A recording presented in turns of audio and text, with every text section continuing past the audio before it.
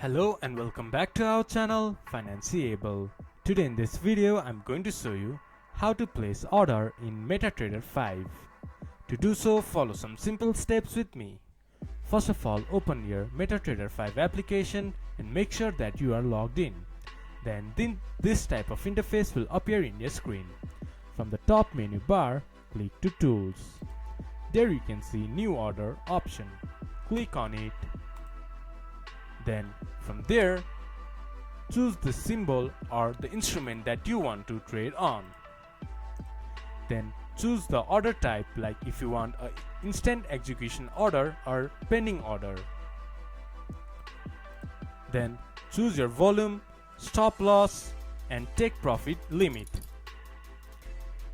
Choose your deviation, sell or buy. This is how you can place order in MetaTrader 5.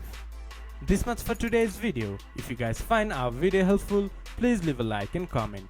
And do not forget to subscribe our channel and hit the bell icon. See you guys again in our next video.